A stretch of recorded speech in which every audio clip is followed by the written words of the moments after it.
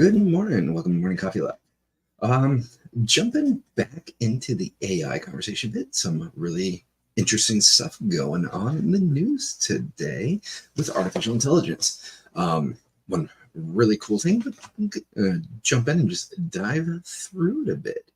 So let me go ahead and pull up today's news here.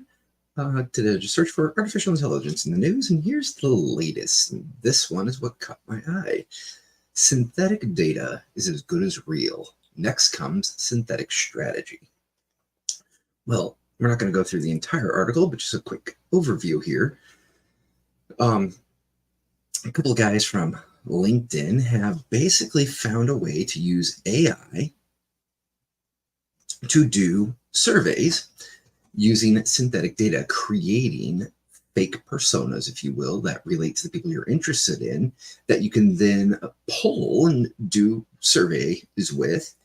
And the results are turning out to be basically a 95% match to real survey results. Okay, so who cares? Why not just do real surveys? Well, the advantage here is speed, price, and it's opened up a whole new level to research that never existed before, because you remove a lot of limitations that exist when doing research. So how this works here is they've developed an AI where they can build out personas. So you basically take a ICP and you use that ICP to build AI personas that mimic your ideal customer, and then ask the questions, ask your survey of the AI who's pretending to be your ideal customer.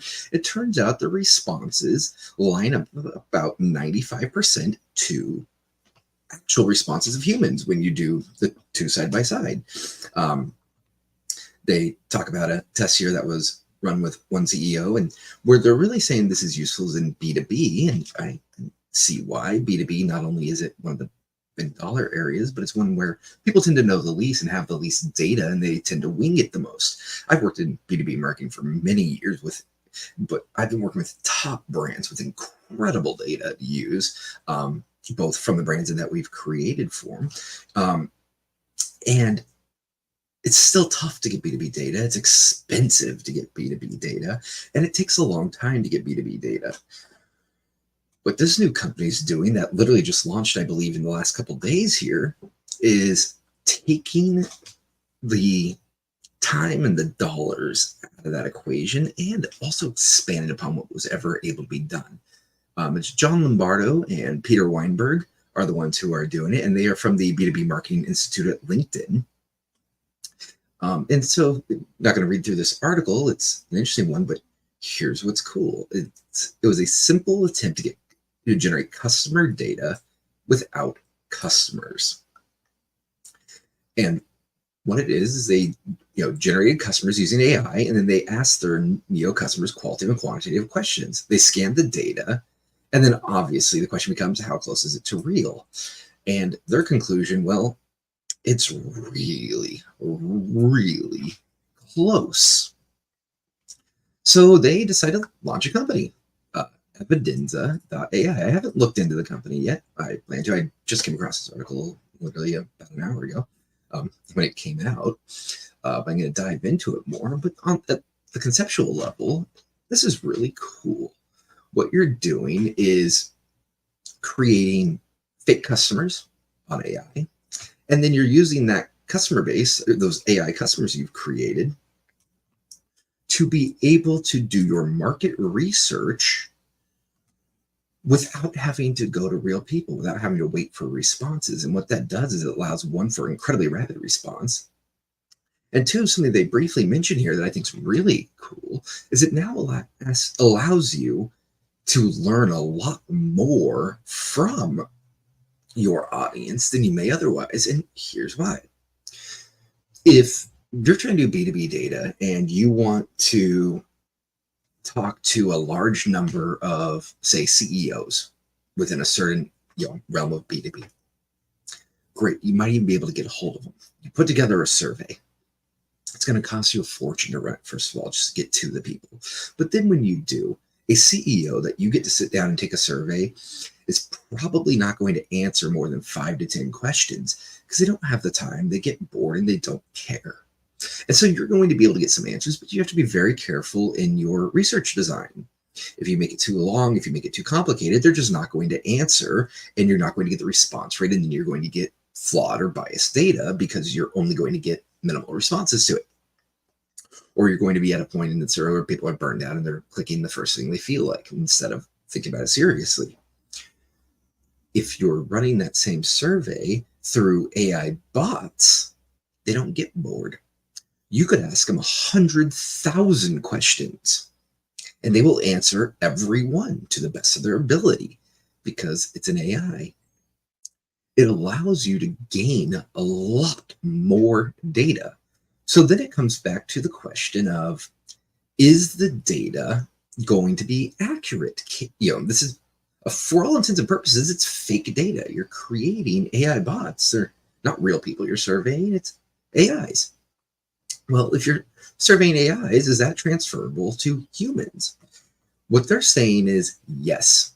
And what this is allowing for, and this is what evidence is talking about, is they can deliver three new things. Data where there was none before because you couldn't get in front of the people. Now, if you can build a profile, and if you can build a profile and you can create the customer via AI, you can survey it. You can create data from it, even if it's a category that was generally not possible. I have a fairly large background in both quantitative and qualitative research, a number of both undergrad and graduate course in both, and run many real life research studies, both qualitative and quantitative, focus groups. I've run surveys, focus groups. I've done ethnomethodological research. I've done almost every kind of research you can imagine. And one of the biggest ones is, in many places there is no data, and the hardest part is finding out how to get it, especially if you're trying to do data on things that are something, one, people don't want to talk about, or it's hard to talk about, or two, you don't know where to find the people interested. For example, when you're building out your audiences to do research, there's simple random sampling, which is your ideal if you're doing quantitative data, this and that. But then when you start getting to some very specific areas, very tight areas where people don't want to talk, one of the methods you run into traditionally that ends up being used, and there's some contention around it, is snowball sampling. You find one person who fits what you're looking for your audience, you talk to them, and then you have that person introduce you to others similar to them that might also be able to respond to you. And the advantage to that is you could get to these niche audiences you may not be able to find otherwise. The downside is you could also get very biased data because you're not collecting from a large sample. You're collecting from a very small sample. Especially if you're doing quantitative, that can be very difficult. Using AI, you don't run into those problems. You can now just, if you have a very, very niche audience that's very hard to find, build them. Let's say there's only probably 100,000 of those people in the country. Great. Make 1 million bots. Ask them all. You might be able to get better data from the bots than you could from, the real people that you could get to. And that's just absolutely incredible to be able to do that. Second, data that would take many months to collect may now take hours. Research is slow.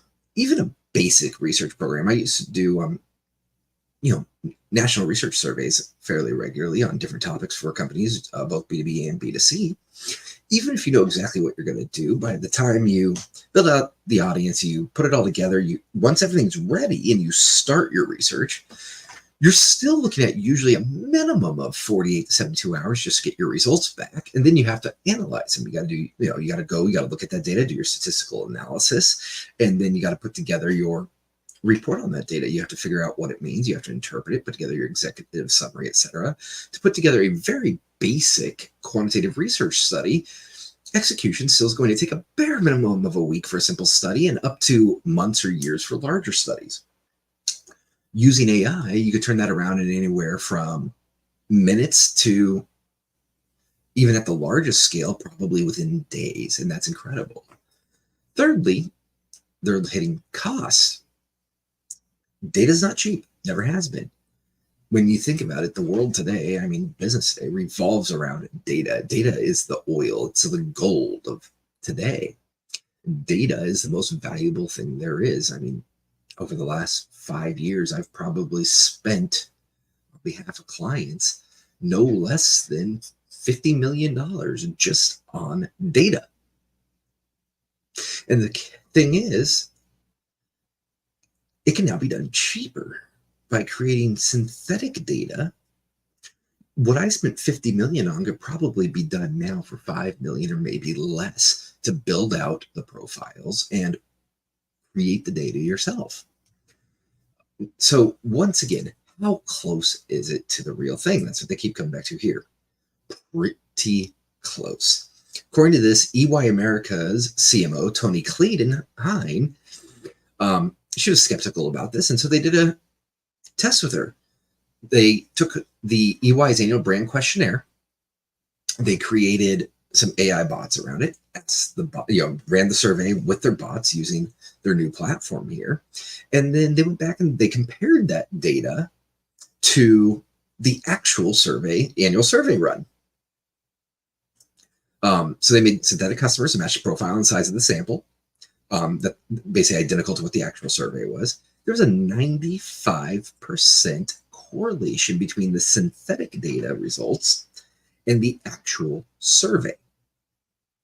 When you look at research, all research is going to give you a certain level of comfort. You're going to be, 95% plus or minus 2. You're going to have a margin of error inherent in any data.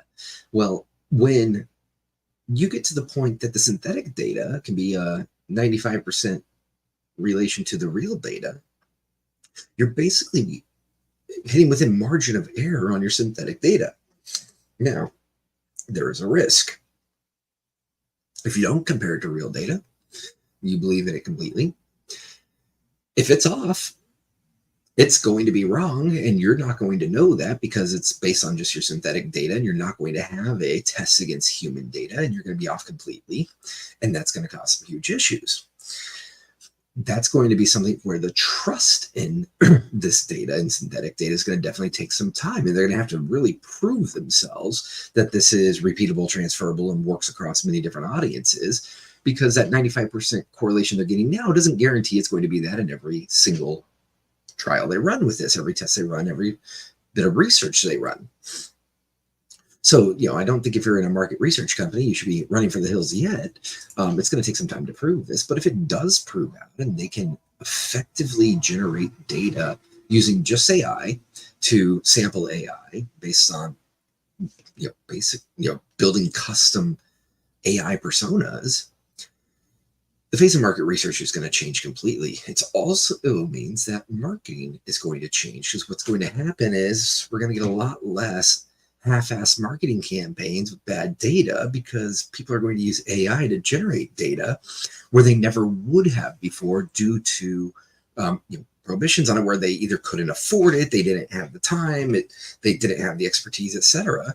When you have a simple method of having the AI create your data for you, and it being accurate data, it's going to become very, very common to do so. And in doing so, you're going to be able to use that data to create better marketing campaigns. Interesting thing with this, it's just the beginning. Because when you think about it, the data right now, this AI is going to go through and it's going to give you your research data. It's going to go, okay, here's the data you want to know about your audience.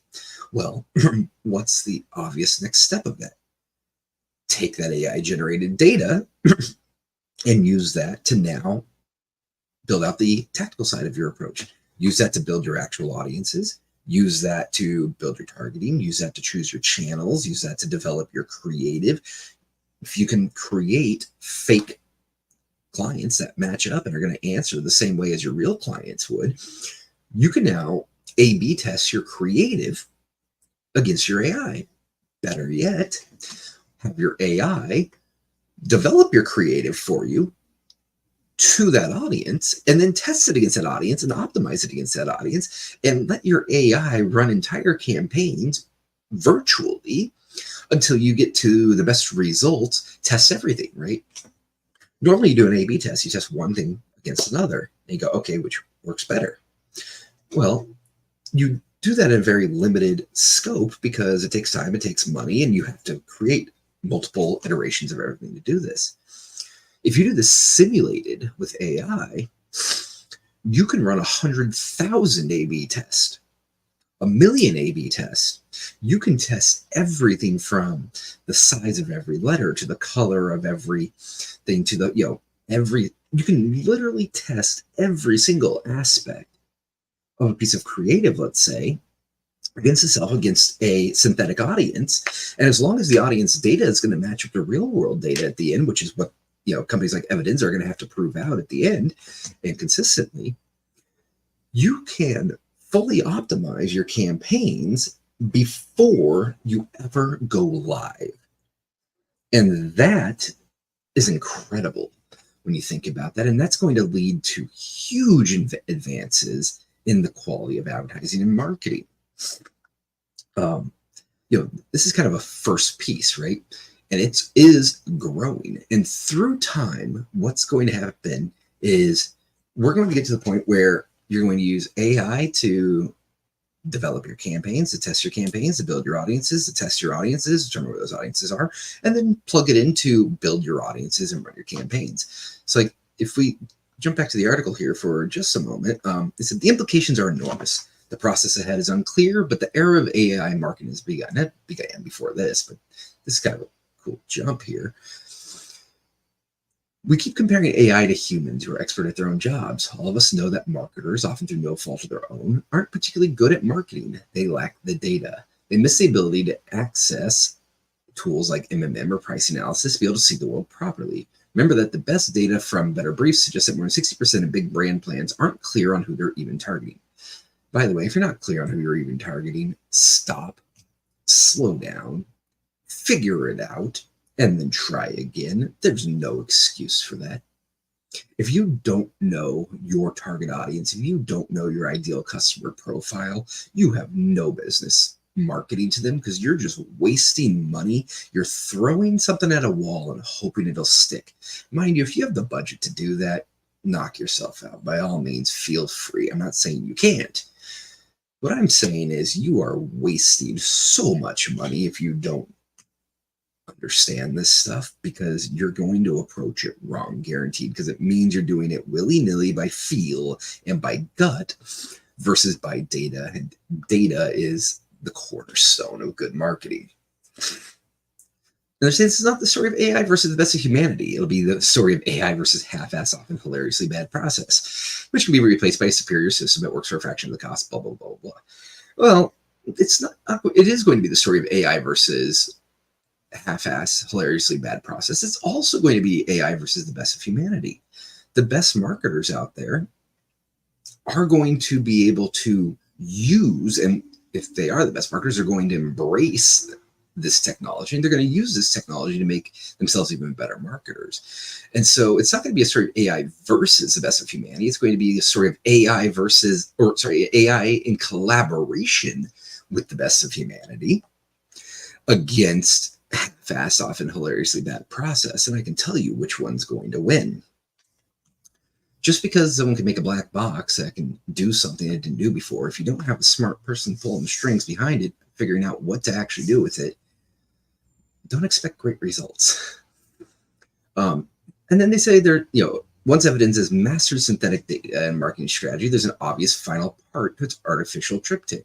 Armed with a clear strategy and the data to assess its progress, Evidence could connect it all into the tactical options. The systems will not just come up with the strategic objectives, it can also devise and develop the digital media communications, portfolio changes, smart pricing, new product development to deliver these objectives.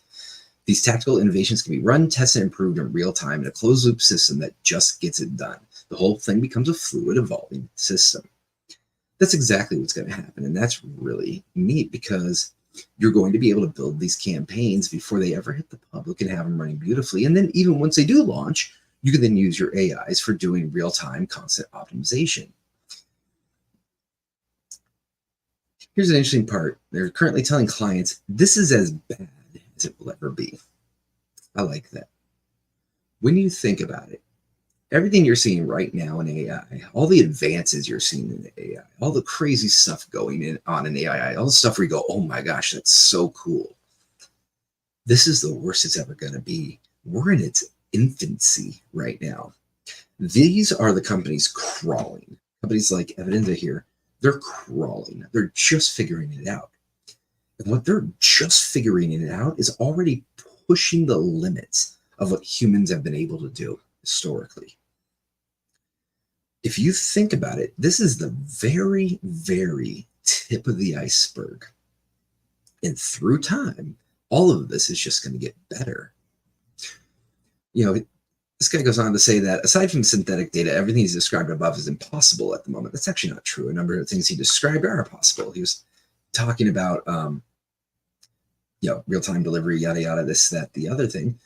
That all exists. That's available through DCO. There's some proprietary platforms already that can already do all that. And one of the things we're going to see with AI is tying these systems together. One of the things I've been talking about in AI a lot is making sure that your AI builds are modular, that they can plug into others. And the reason is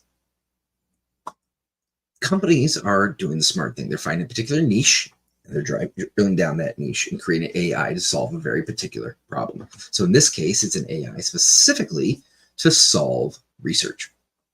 That in and of itself in a box has a value. But where the true value comes is where you can tie that into other AIs doing other things within marketing. So for example, take this research data, plug that into a DCO system or into a creative system, plug that into a targeting system, plug that into 15 different niche AIs that all do a very particular function, and then probably have a overlord AI, if you will, that runs it all together through those different systems and gives you the best of all the worlds. That's going to be the future of this. And we're not there yet. We're getting there, and we'll get there quickly. The author here said that the missing element is time. It's the 2030s assuring this grand new era of automation. No, 100% disagree. Don't get me wrong. The 2030s are going to be an incredible era of automation. It's not going to wait that long, people. We are going to be there far before the 2030s. OpenAI just hit the scene 2 years ago. And look what's already happened and what's grown of it and all the companies that have popped up. There's now an AI company around every corner. It's not the 2030s. We're looking at 2025, 2026. We're looking at within the next 2 years, 3 years. I think most of this is going to be solved before we even hit 2030.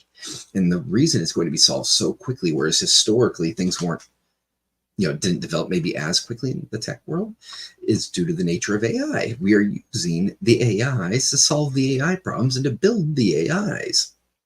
And so we're looking at exponential growth in this field right now. If you go back 2 years ago, ChatGPT blew people's minds that there was an AI chatbot that can answer a question intelligently in a human-like manner. 2 short years later, and we now have AIs that are generating where we can generate synthetic people, survey them, and get results that are 95% correlated to actual results. 2 more years from now, most of this is going to be solved. So I think this is, I think it's a little reserved in its estimation. But really cool stuff going on here in AI and data. And this is going to usher in a whole new world of marketing. It is coming fast. I'll dive in a little more into this company, learn some more about them as well. I'll come back to that. And jumping back over to the headlines. So that was the latest one, and I think that's just really cool. But let's just see what else is going on in general. Google CMO, there's a perception that AI is going to threaten the very nature of creativity. Here's why I disagree. I don't know what that means, the nature of creativity, but creativity is a very personal thing, I would argue. It's in many ways, while it is learned, there's also a certain level of inherent in it. For example, creativity relates a lot to like art and music. I have zero natural musical talent for playing, for singing, any of it. I have very little natural artistic talent. My children, they're 4 and 5. Same thing. They are never going to be singers. Trust me. I mean, doesn't mean they couldn't get some great coaching, yada, yada, yada, but they are not natural singers. They are not natural artists. When my kid draws a duck, you're going to think it's just a series of blobs and circles. They don't have a natural creativity in that way. Doesn't mean it can't be taught. Okay. But AI is not going to threaten the nature of creativity because on the flip side, you have other people that are naturally very creative. You have others that are naturally very analytical, etc. So is it going to threaten the nature of creativity? No, absolutely not. So I'm not going to get into that, but just, interesting concept. And once again, look at the conversations we're having. We're having conversations about AI threatening creativity. AI marketers, the new Mad Men. Not yet, but soon. I'm a Fifth Avenue guy. I mean, am I going to be replaced? Maybe someday. The truth is, though, you're always going to want someone overlooking the AI, and you're going to need people, especially over these next 5 years as it all develops and even longer, who's going to be sending on the right path. I think really the answer here is marketers need to understand that their role is going to change. It's going to be less about them coming up with these grand ideas and more about them vetting these ideas, because the AI is going to take over a lot of the work we did. So are AI marketers going to be the new Mad Men? Well, true AI marketers mean fully automated marketers. No, but I do believe that AI marketers, meaning marketers who fully embrace AI, they are the new Mad Men. Simple as that. Apple took over AI, rebranded it as its own. Yes, they paired up with OpenAI. Apparently, they're not even paying them for it. They're just giving them the exposure, which is interesting. But we're going to see ChatGPT basically built into the iPhone. That's going to be an interesting advance. And one thing people are not thinking about here is every time you chat with your AI or interact with your AI, there is a certain amount of data I'm assuming it's collecting. I don't know how it's being shared and how it's using that to learn, but our AIs are going to grow exponentially smarter if we open them up to what we're doing with them. When you think about it, every time we ask a AI a question and it generates a response, we've created a new bit of content that an AI can now learn from and get smarter from and grow from. And as that can, if you tie it into every single cell phone and you have it start having a bajillion conversations a day and it's learning from that, I mean, other than the obvious limitations of data storage, really data centers, which are going to be, I think, getting bigger and popping up more and more. As long as you have the room to store the data, it's going to be just an ever increasing amount of data coming from that. And we're just going to see such fast advances from it. Well, speaking of, cybersecurity expert warns about oversharing to AI chatbots. I haven't looked at the article, but my guess is, let's go ahead and take a look, is it's talking about just that concept of when we tell it everything, is it going to remember it and how's it going to get used? Oh, darn it. I don't have subscription to Insider. Well, I guess I'm not going to read that article at the moment. All right. Back to the headlines. Google beats Microsoft on outsourcing AI. A way to play the emerging AI enthusiasm, cybersecurity stocks, and options. AI is getting very popular among students and teachers very quickly. Of course it is. It's making it easier for students and it's making it easier for teachers to do their jobs. My guess and my assumption is the very nature of education is going to change drastically over the next, 5 to 10 years. The education system, which is predominantly government run, is obviously slower to adapt than private industry. So it might be 10 to 15 years, but it's going to change the nature of education. For example, writing. Writing, there's no need to teach it in the traditional manner it's always been taught because AIs can write for you. If you want, when you think about it, what's the point of school? Well, it's always been about the 3 R's: reading, writing, arithmetic, right? Well, here's the thing. Reading is still going to be mandatory. It's not going to go away. And I think it's going to have to become a larger focus in education. Reading is shamefully bad in this country. A story I go back in my head all the time is I remember when I was a kid, there was a 7th grader and he couldn't read the joke on his popsicle stick. And it literally said, "Why didn't the oyster give anyone its pearl? Because it was a shellfish." It's a dumb joke. But this kid who was in 7th grade, I don't know what age that is. I think that's, what is that? That's early teens somewhere, couldn't read the joke, just didn't have the capability, couldn't read well enough. Reading is going to stay incredibly valuable. And it's going to actually get even more important to be able to read, because reading is how you learn things. You learn through reading, listening, writing, etc. Writing is going to get de-emphasized in our education system because the ability to write is losing its value, sadly, because AIs are getting very good at writing for us. And through time, they will get better at it. It's going to get to the point where you're only going to have to be able to write a concept, and it'll be an AI that can do the rest of it for you.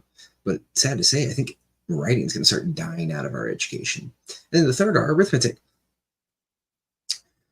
Arithmetic spelled with an R if you didn't do your reading and writing well enough. That one's not going to die. That's going to grow as well. I think arithmetic, math, is going to also get more important.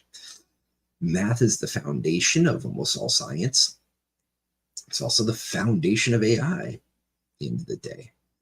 I think math is going to become very important. But beyond those three, the reading, writing, arithmetic, everything else is changing very fast. And I think it's going to continue because AI is going to permeate the classroom. Everyone's going to have access to it. And so, writing research papers, the nature of that's going to change.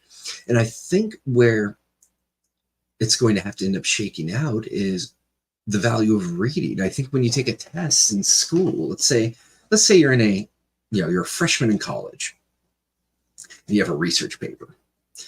I don't think your grade's going to be based on your research paper. The reason being is you're not going to be writing them. AI is going to do it for you.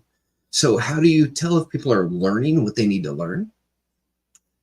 My guess is it's going to move more towards your grade being based on your reading of your research paper. Standing up and reading out your paper and making the arguments verbally for the pluses, the minuses, and the defenses of it. And that's a huge value as well. Writing, though, is going to start to die out, I think, more and more, which is kind of scary.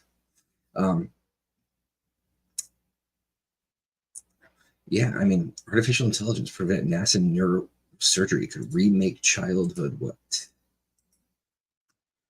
Yeah, remake childhood education. There we go, says Tech Exec. It's all going to change. Our entire education system is going to get flipped on its head, and it has to, because AI's changed the nature of it. Writing's too easy now. My guess is my kids, by the time they hit second grade or third grade, are going to be able to use AI well enough to write college-level research papers from when I was going to school. And that's fantastic. It means that people are going to get smarter, but at the same time, it's going to change the goalposts of education. What's going on here in AI news? AI empires, new privacy standards, Siri overhaul. What is Apple AI going to do with your data? They're going to use it to the best of their ability. Okay, I found this on the web for overhaul. What is Apple ability? Check it out. I'm not sure what I said, but Siri decided I was talking to her and did a search and gave me Apple Intelligence Chat GPT coming to iPhones, Apple's AI overhaul, Raniere Communications. Apple announces new accessibility features, including eye tracking. So they're listening to us all the time. What are they doing with that data? Well, here, just offhand, my phone decided to do some searches for me, listen to what I was doing. Just wait till that's all tied to the AIs as well. That'll be fun. Here's a great headline. Photographer disqualified from AI image contest after winning with a real photo. You can't make this shit up, can you? A real photo just won an AI photo contest. That is, well, what do you say? If you're worried about AI taking over the world, we can at least say not yet, because in the AI image contest, the real photo still won. So let that give you a little comfort. I think on that note, I'm going to call it a day, but yeah. I kind of want to I don't know why, but I have the desire to like frame this and put it on a wall. Photo disqualified from AI image contest after winning with real photo. There's just something so ironic about that I think it's absolutely hilarious. Let me just cut that guy out real quickly. I'll figure out what to do with it because that's funny. That's definitely headline of the week. All right. Well, thank you so much, everyone. God bless. Have a wonderful day. This Tuesday, that is the 25th, 10:30 a.m. I will be having my first guest on the podcast, Dr. Jeremy Gartner from Career Propulsion is going to be joining me to talk about careers, talk about how to get ahead in your career, and how to use your network to do so.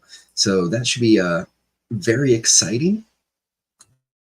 And so, yeah, join me this coming Tuesday at 10:30 a.m. for a conversation with Dr. Jeremy Gartner.